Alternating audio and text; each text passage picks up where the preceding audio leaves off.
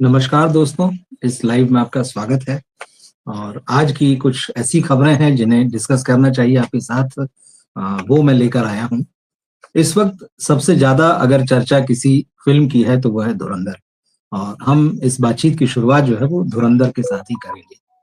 धुरंधर जिस तरह से चल रही है, 1 हफ्ता फ़िल्म का पूरा हो गया है, पिछले शुक्रवार को रिलीज़ हुई थी। ये शुक्रवार आ गया है और 1 हफ्ते में इस फ़िल्म ने बड़ा ज़बरदस्त परफ़ॉर्मेंस दिया है। बॉक्स ऑफिस पर न केवल इंडिया में बल्कि ओवरसीज भी जो है इसका कलेक्शन बहुत अच्छा हुआ है। और निश्चित रूप से इससे बॉलीवुड के चेहरे पर मुस्कुराहट आई है कि एक फिल्म चली, क्योंकि आजकल हालात कुछ ऐसे हो गए कि एक-एक फिल्म का चलना जो है वो बहुत ज़रूरी है, जिस तरह से इंडस्ट्री की स्थिति है।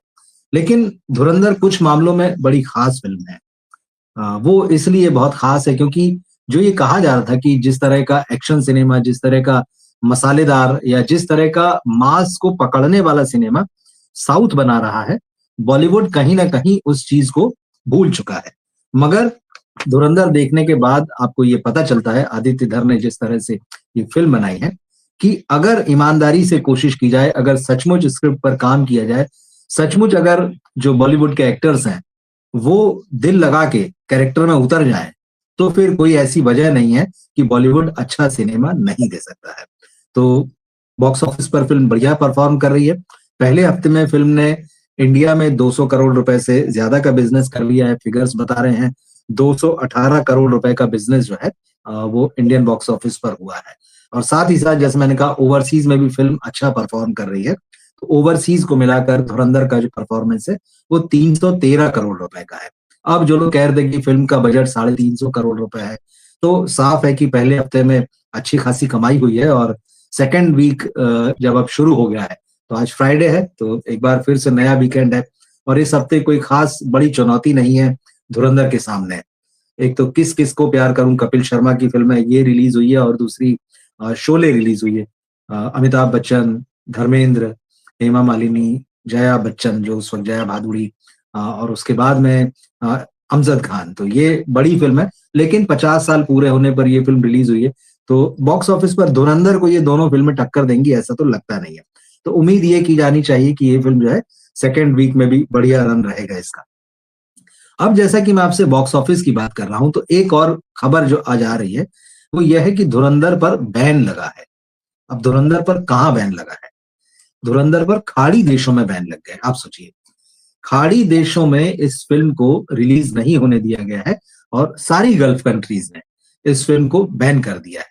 अब हम अपने नज़रिए से अपने नज़रिए से जब इस फ़िल्म को देखते हैं, तो ये एंटी टेररिज़्म फ़िल्म है। लेकिन जो खाड़ी देश हैं, वो इसको एंटी पाकिस्तान नज़रिए से देख रहे हैं। ये बहुत बड़ा फ़र्क है। और सोशल मीडिया में भी इस तरह की बातें जो हैं वो हुई हैं, और जिस तरह के रिव्यू आए हैं इस फ़िल्म को लेके, तो बड़ी कंट्रोवर्सी हुई है, उस पर भी मैंने बात की है। तो उससे जुड़े वीडियो भी आप और लाइव जो है वो देख सकते हैं यहाँ पर। लेकिन हम यहाँ पर फ़ोकस इस बात पर रहेंगे कि गल्फ कंट्रीज़ ने इस बॉलीवुड फ़िल्म को अपने यहाँ पर बैन कर दिया है। कहीं भी, किसी भी खाड़ी देश में ये फ़िल्म रिलीज़ नहीं हुई है।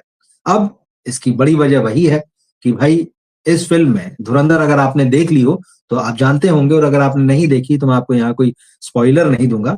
मगर मोटा-मोटा मामला यही है कि पाकिस्तान किस तरह से उसकी आर्मी, उसकी खुफिया एजेंसी आईएसआई, वहाँ पलने वाले आतंकी संगठन, और साथ ही साथ यहाँ जो कराची का जो एक हिस्सा है लियारी, वहाँ के जो माफिया है, वहाँ के जो गैंग है, किस तरह से एक साथ मिलकर या एक दूसरे के हाथों में हाथ डालकर भारत के खिलाफ एकजुट होते हैं, और किस तरह से यहाँ पर आतंकवादी गतिविधियों को अंजाम देते हैं, ये उस बात को सामने लेकर आती है। और इस फ़िल्म में जो इंडियन स्पाई होता है, वो वहाँ जाता है और इन लोगों के साथ शामिल हो जाता है, जिससे कि इनके षड्यंत्र जो है वो उनका खुलासा कर सके। उसे कभी कामयाबी मिलती है, कभी नहीं मिलती है। तो रणवीर सिंह वो हमजा का रोल कर रहे हैं, जो यहाँ से गया हुआ स्पाई है, और बाकी स्टार कास्ट भी आपको पता है, और खास तौर पे तो अक्षय खन्ना का बड़ा बोलबाला है इस फ़िल्म में, और हर तरफ उनकी तारीफ हो रही है। तो ये एक वजह है कि खाड़ी देश जो हैं, इस फ़िल्म को एंटी पाकिस्तान मान रहे हैं, और इसीलिए उन्होंने अपने यहाँ पर ये फ़िल्म रिलीज़ नहीं होने दी। हालाँकि ये पहला मौका नहीं है कि जब खाड़ी देशों ने ऐसी बॉलीवुड फ़िल्म्स को बैन किया है जो कि उनकी नज़र में एंटी पाकिस्तान है। उन फिल्मों के भी नाम अभी मैं बताऊंगा। अब जिन देशों ने इस फिल्म को जो बैन किया है, उसमें आप समझ लीजिए कि खाड़ी के जितने सारे देश हैं, उसमें आपका बहरीन है, कतर है, कुवैत है, ओमान है, सऊदी अरेबिया है, यूएई है। तो ये सारे देश जो है बॉलीवुड फिल्म के लिए एक बड़ा मार्केट बनते हैं। बॉलीवुड फिल्मों का जो ओवरसीज जो होता है, उसका एक बड़ा परसेंटेज जो है वो खाड़ी देशों से आता है। और उसकी वजह क्या है? खाड़ी देशों में एक बहुत बड़ी पॉपुलेशन जो है इंडियंस की है, जिसमें नॉर्थ इंडियंस भी शामिल हैं, जिसमें साउथ इंडियंस भी शामिल हैं। और ये लोग बड़े पैमाने पर, बड़ी संख्या में जो है वहां पर हिंदी फिल्में देखते हैं। तो हमारी फिल्मों का वहां इंतजार होता है। और खान तिकड़ी जबरदस्त रूप से वहां लोकप्रिय है। रणवीर सिंह वहां बहुत लोकप्रिय हैं, रणबीर कपूर हैं। तो इंडियन फिल्मों का एक बहुत बड़ा ऑडियंस है वहां पर। लेकिन खाड़ी देश जो है वो अपनी सेंसरशिप में जो है बड़े सख्त माने जाते हैं। और खास तौर पे 2-3 मुद्दे उनके लिए जो बहुत इंपॉर्टेंट होते हैं, वो जब वहां फिल्में सेंसर होती है, वो उसमें ये देखते हैं कि कहीं ईश्वर के प्रति किसी तरह की नाफरमानी ना हो, या कोई ऐसी बात ना हो जो धार्मिक आस्थाओं को उनकी चोट पहुंचाती हैं। सेकेंडरी जो उनका होता है कि न्यूडिटी एक बहुत बड़ा सब्जेक्ट है वहां पे, तो वो ये देखते हैं किसिंग सीन, न्यूडिटी फिल्मों में जो है वो चीजें ना हो। और तीसरा मामला जो खास तौर पे बॉलीवुड फिल्मों को लेके बनता है, वो ये देखते हैं कि क्या ये फिल्में जो है एंटी पाकिस्तान है। तो क्योंकि खाड़ी देशों के पाकिस्तान के साथ अच्छे संबंध है, मुस्लिम कंट्रीज हैं, इस्लामिक कंट्रीज हैं, तो उस हिसाब से एक तरह का पॉलिटिकल भी है और एक भाईचारा भी है उनका। तो जब भी कोई एंटी पाकिस्तान फिल्म बनती है, तो वहां पर उस फिल्म को रिलीज करना मेकर के लिए जो है वो मुश्किल हो जाता है। तो खाड़ी देशों में ये समस्या हमेशा से रही है। और जो कुछ और फिल्में भी हैं जिनको पहले भी वहां पर रिलीज करने में मुश्किल आई है, जैसे धुरंधर अभी है। इसी साल डिप्लोमेट आई थी जॉन अब्राहम की। तो जैसे सऊदी में, कतर में, ओमान में उस फिल्म को रिलीज नहीं होने दिया गया था। स्काई फोर्स, वो भी आप जानते हैं, पाकिस्तान से जुड़ा हुआ कंटेंट था। फाइटर है, पुलवामा अटैक का रेफरेंस आया था। आर्टिकल 370 जो कामयाब फिल्म थी पिछले साल की, तो उसमें जम्मू कश्मीर और जो भी पूरा मामला था उसको लेकर था वो। सलमान खान की टाइगर 3, द कश्मीर फाइल्स। तो इस तरह से बेल बॉटम एक फिल्म आई थी अक्षय खन्ना की। तो ये फिल्में ऐसी होती है जिसमें कि अगर पाकिस्तान से जुड़ा हुआ कंटेंट होता है, जिसमें पाकिस्तान की तरफ से आतंकवादी गतिविधियों को अगर दिखाया जाता है, तो खाड़ी देशों में कई बार होता यह है कि सारे खाड़ी देश जो है वो एक साथ फिल्म को बैन कर देते हैं। कभी ये होता है कि एक आध जगह, 2 जगह कहीं रिलीज हो गई मगर बाकी किसी ने उसको बैन कर दिया। तो ये सारी चीजें जो है चलती हैं। तो इस बार फिर धुरंधर को लेकर ये खबरें जो है वो सामने आ रही हैं, मीडिया में आ रही हैं। और बाकायदा जो है इसको लेकर अब बातें हो रही है कि भाई पाकिस्तान के अगेंस्ट नहीं है ये फिल्म, ये टेररिज्म के अगेंस्ट है, ये कहा जा रहा है। और इस फिल्म के जो डायरेक्टर हैं आदित्य धर, उन्होंने भी ये बात कही है कि भाई जिस तरह से पाकिस्तान अपने यहाँ से प्रायोजित करता है आतंकवाद को, और जिस तरह से हमारे सैनिकों के शहीद होने की जो खबरें लगातार जब सामने आती हैं, तो उनका कहना है कि भाई हम पाकिस्तान वहां से जो प्रायोजित है हम उसका पूरी तरह से विरोध करते हैं। तो उसी विरोध में जो है ये, उसी विरोध को ये फिल्म जो है सामने लेकर आती है। पूरे तौर पर बहुत तरीके से डॉक्यूमेंटेड ढंग से इस फिल्म को बनाया है। अगर आप इस फिल्म को देखें तो डॉक्यूमेंट्री का अंदाज है इस फिल्म में, कहीं कहीं इस फिल्म में आपको वेब सीरीज जैसा भी कुछ फील मिलेगा। ओवरऑल जो घटनाएं हैं, जैसे मुंबई हमले का मामला था, कंधार हाईजैक वाला मामला है, तो संसद में हमले का जो मामला है, ये सारी चीजें इस फिल्म में दिखाई गई। हालांकि ये बात सही है कि जब इस तरह की फिल्में आती तो बहुत सारे लोगों को बड़ा शौक लगता है। और पाकिस्तान में ये फिल्में, इंडियन फिल्में भले ही बैन हो, लेकिन वहां पे पायरेसी के थ्रू ये फिल्में देखी जाती हैं। और पाकिस्तान से भी खबरें आ रही है धुरंधर को लेकर। बहुत सारे लोगों ने वहां इस फिल्म को देखा है और इस बात से कई लोग ऐसे सहमत हैं कि भाई ये फिल्म एंटी टेररिज्म फिल्म है, ये एंटी पाकिस्तान फिल्म नहीं है। तो ये एक बहस है जो चल रही है। और ये जो बात आ रही है कि भाई खाड़ी देशों में इस फिल्म को बैन किया गया है, तो बॉलीवुड के लिए थोड़ा सा ये इसलिए भी मार्केट के लिहाज से नुकसान हो जाता है। और पायरेसी तो खैर अब जिस तरह से है वो तमाम जगहों पर उससे फिल्में पहुंच ही जाती हैं। और कुछ एक वीडियो तो मैंने गल्फ कंट्रीज से जो इन्फ्लुएंसर्स हैं उनके वीडियो या लोगों के, की वो कह रहे हैं कि भाई ये फिल्म हमारे यहाँ क्यों रिलीज नहीं हुई, हम इसे देखना चाहते हैं। तो धुरंधर जो है एक तरीके से उसने अपनी जगह बना ली है दर्शकों के बीच में, दर्शक उसे देख रहे हैं। और जहां ये फिल्म रिलीज नहीं हुई है इस फिल्म को लोग देखना चाहते हैं।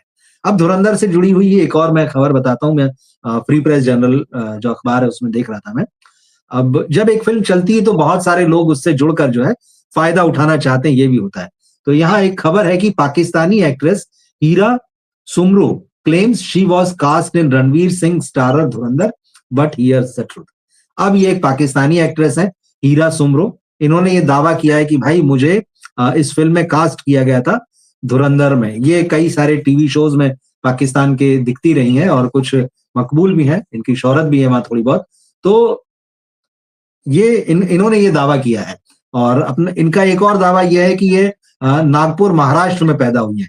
जो इन्होंने अपना इंस्टाग्राम है उस पर कुछ तस्वीरें शेयर की हैं जिसमें ये रणवीर सिंह के साथ नजर आ रही हैं। तो इनका ये दावा कि मैं नागपुर में पैदा हुई, महाराष्ट्र में पैदा हुई, रणवीर सिंह के साथ मुझे इस फिल्म में धुरंधर में कास्ट किया गया था। फिर उन्होंने ये भी बताया कि ये फिल्म में वो नजर क्यों नहीं आ रही फिर जब रणवीर के साथ उन्हें कास्ट किया गया था। तो हीरा का दावा यह है कि भाई जब मैंने स्क्रिप्ट देखी, जब मुझे कहानी समझ में आई और मुझे लगा कि ये एंटी पाकिस्तान फिल्म है, तो मैंने ये फिल्म छोड़ दी है। अब ये थोड़ा सा हास्यास्पद बात है क्योंकि हम जानते हैं कि पाकिस्तानी एक्टर्स जो हैं वो लंबे समय तक बॉलीवुड फिल्मों में काम करते रहे, उनके सिंगर्स आके गाते रहे हैं यहाँ पर। और जब यहाँ सख्ती हुई, जब आतंकवादी घटनाओं को लेकर जो पाकिस्तान प्रायोजित है, तब इनको फिर बाहर का दरवाजा दिखाया गया। वरना तो अभी भी बहुत सारे कलाकार हैं जो यहाँ पर आकर काम करना चाहते हैं। तो ये जो हीरा सुमरू है, इनका ये पोस्ट आया और इसमें इन्होंने रणवीर के साथ अपनी तस्वीरें शेयर की हैं। मगर क्या ये तस्वीरें सच्ची हैं? आप सोचिए। दरअसल सोशल मीडिया में ही ये कहा जा रहा है और हम सब जानते हैं कि अभी एआई का जमाना है। एआई के जमाने में तस्वीरें आप क्रिएट कर लेते हैं और ये कोई पहला उदाहरण नहीं है। हमने शाहरुख और सलमान के साथ लोगों की क्रिएट की हुई तस्वीरें देखी है। सेलिब्रिटीज के साथ में तमाम लोग अपनी तस्वीरें क्रिएट कर लेते हैं और उसको आप शेयर करते हैं। और शायद यही वजह है कि जो एक्टर्स हैं, जो सेलिब्रिटीज हैं, जो अपने पर्सनैलिटी राइट्स होते हैं उसके लिए लड़ाई लड़ रहे हैं कि उनको लेकर जो एआई के बाद में, एआई का जमाना आने पर जिस तरह के खतरे अब सामने हैं कि उनकी तस्वीर बना ली एआई की मदद से और उसका किसी भी तरह से इस्तेमाल हो सकता है। तो ये कुछ इसी तरह का इस्तेमाल जो है यहाँ पर नजर आ रहा है। और सोशल मीडिया में जो लोग हैं वो भी कह रहे हैं कि भाई आपने एआई की मदद से जो है वो ये तस्वीरें बनाई है, झूठ है। तो जैसा मैंने कहा कि होता है जब कोई फिल्म चलती है तो बहुत सारे लोग होते हैं जो चाहते हैं कि भाई इस फिल्म से हम जुड़ें, इस फिल्म के थ्रू जो है कुछ हमारा भी फायदा हो जाए। तो कहीं ना कहीं इस पाकिस्तानी एक्ट्रेस का जो दावा है कि रणवीर सिंह के साथ मुझे इस फिल्म में कास्ट किया गया था, वो सच्चा नहीं है। ये बात एकदम साफ है। एआई से जनरेटेड फोटो है और एआई से जनरेटेड फोटोज की कुछ पहचान होती है। वो जो है साफ नजर आता है, कितना भी आप उसमें चालाकी दिखा लीजिए कि ये एआई से क्रिएट की गई है। तो आप इस अकाउंट को देख सकते हैं, इंस्टाग्राम पर है और ये तस्वीरें भी है उनकी। तो ये खबर है। और जैसे मैंने कहा कि आज किस किस को प्यार करूं 2 जो है वो रिलीज हुई है, तो कल से मीडिया में इस फिल्म के रिव्यू आने लगे थे और मीडिया में कहीं कहीं तो इस फिल्म को ठीक ठाक देखने लायक बताया गया था। बहुत सारे लोगों ने इसको 3 और 3.5 स्टार जैसी रेटिंग भी दी थी। मगर आज जब ये फिल्म थिएटर्स में लगी और खास तौर पर सोशल मीडिया में जिस तरह के रिव्यू आए हैं वो डिसअपॉइंट करने वाले हैं फिल्म वालों के लिए, क्योंकि मैक्सिमम दर्शकों ने इस फिल्म को आउटडेटेड बताया है। तो कपिल शर्मा के लिए झटका है कि अगर सोशल मीडिया में उनकी इस फिल्म को दर्शक अगर नकार रहे हैं, जो लोग देख कर आए हैं वो सोशल मीडिया में ये लिख रहे हैं कि भाई ये आउटडेटेड कॉन्सेप्ट है। अब कॉन्सेप्ट वही है कि कपिल शर्मा एक व्यक्ति है उसमें और उनकी वो एक लड़की से प्यार करते हैं जो इस्लाम धर्म को मानती है, उससे शादी करने के ट्रेलर में ये सारी चीजें आती कि शादी करना चाहते हैं तो अपना धर्म बदलने को राजी होते हैं या बदल लेते जो भी, मगर उससे शादी नहीं होती और उसके चक्कर में फिर 3 अलग अलग लड़कियों से शादी हो जाती जो 3 अलग अलग धर्मों से हैं, मगर उन्हें चौथी शादी करनी है। और जब ये बात शहर में फैल जाती है, पुलिस में आ जाती, तो एक पुलिस वाला उनके पीछे है कि भाई एक आदमी शहर में जो है वो चौथी शादी करने जा रहा है, उसको पकड़ना है। तो कुछ इसी तरह की कहानी है, कॉमेडी है, कॉन्सेप्ट जो है। ट्रेलर हालांकि ठीक ठाक था, मैंने देखा तो मुझे ट्रेलर ठीक लगा था क्योंकि कपिल शर्मा का जो एक कॉमिक अंदाज है, जिस तरह के पंचेस होते रहे जब उनका शो अच्छा चला करता था नेटफ्लिक्स पर आने से पहले का, तो उस तरह की जो है चीजें दिख रही हैं इस ट्रेलर में। तो लेकिन ट्रेलर की बात अलग होती है और फिल्म की बात अलग होती है। तो मीडिया रिव्यूज में इसे थोड़ा सा ठीक ठाक बताया गया था, लेकिन अब जो सोशल मीडिया पर जो रिव्यू आ रहा है वो प्रॉपर ये लिख रहा है कि ये फिल्म जो है इम्प्रेस नहीं करती है और आउटडेटेड है।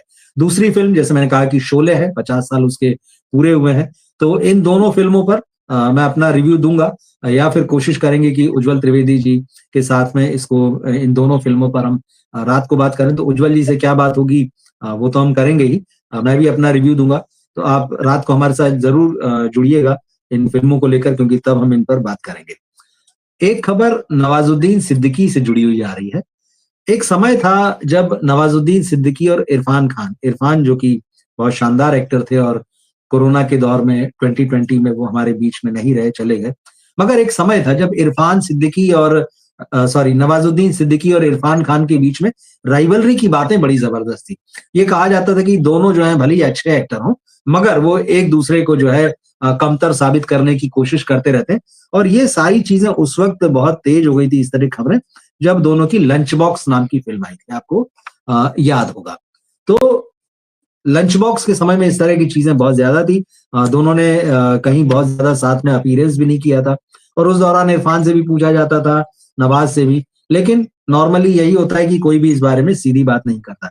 मगर अब इरफान को गए 5 साल हो रहे हैं, तो नवाजुद्दीन सिद्दीकी का एक इंटरव्यू आया है, हिंदी रश पर उन्होंने बातचीत की है। तो उनसे इस बारे में सवाल पूछा गया कि क्या आपकी इरफान खान साहब के साथ में राइवलरी थी, क्या प्रतिद्वंदिता थी? तो नवाज ने जवाब दिया है कि ये सारी चीजें रूमर्स हैं, अफवाहें हैं, और इस तरह की चीजों का जो है जो भी रिपोर्ट हुई है, तो अब हमसे पूछ कर तो हुई नहीं। और सिनेमा की रिपोर्टिंग का एक ये तरीका या एक ये अंदाज है कि वहां पर बहुत सारी चीजें जो है गॉसिप मिल्स की तरह चलती हैं, और उसके बाद में वो चल पड़ती, तो फिर चल पड़ती, फिर एक के बाद जो है दूसरा अखबार, दूसरी वेबसाइट, चैनल, वो सब लेते हैं, और एक लंबी चेन बन जाती है, और फिर वो एक खबर के रूप में डेवलप हो जाती है। अब जहां तक द लंच बॉक्स की बात है, तो नवाजुद्दीन सिद्दीकी कहना है कि भाई एक तो बहुत टाइट बजट में उस फिल्म को बना रहे थे, तो कोई इतने सारे प्रोग्राम प्रमोशनल वो सारे नहीं थे कि हम लोग जगह जगह जाते और खूब बातें करते साथ में। तो उसी से शायद लोगों को ये लगा होगा कि जो इन दोनों के बीच में जो है एक राइवलरी है, और दोनों एक दूसरे को पसंद नहीं करते, इस तरह की कोई चीजें हुई होंगी। लेकिन उन्होंने साफ किया कि ऐसा कुछ भी नहीं था। उनका कहना है कि मैं इरफान साहब को अपना बड़ा भाई मानता था। तो ये एक बड़ी बात है। नवाजुद्दीन सिद्दीकी कह रहे हैं कि मैं इरफान को अपने बड़े भाई की तरह देखता था, मैं उनको अपना बड़ा भाई मानता था। और उन्होंने ये भी बताया कि जब इरफान साहब हॉलीवुड की फिल्मों के लिए तैयारी कर रहे थे, इरफान बॉलीवुड के उन चुनिंदा एक्टर्स में है जिन्होंने हॉलीवुड में अच्छा काम किया, अपनी छाप छोड़ी। तो उन्होंने कहा कि जब इरफान को हॉलीवुड से ऑफर आए और उनके रोल की तैयारी करनी थी, तो मैं उनके साथ रहता था। मैंने जो उनकी हॉलीवुड फिल्मों के लिए जो रोल थे, उनकी तैयारी कराई। क्योंकि होता यह है कि जब आपको एक्टर के रूप में तैयारी करनी होती है, तो आप एक डायलॉग बोलेंगे तो सामने की तरफ से भी आपको दूसरा डायलॉग आना चाहिए। तो वो जो प्रॉम्प्ट करना होता है, या वो जो सामने होकर रिएक्ट करना होता है, तो नवाज का कहना है कि उस तरह से मैं उनको रिहर्सल करा रहा था, हम लोग साथ रहा करते थे। लेकिन अब ये बात सही है कि हर चीज को आकर जो है पब्लिक में नहीं बताया जा सकता। तो 2013 में जो लंच बॉक्स आई थी, और यही वो समय था।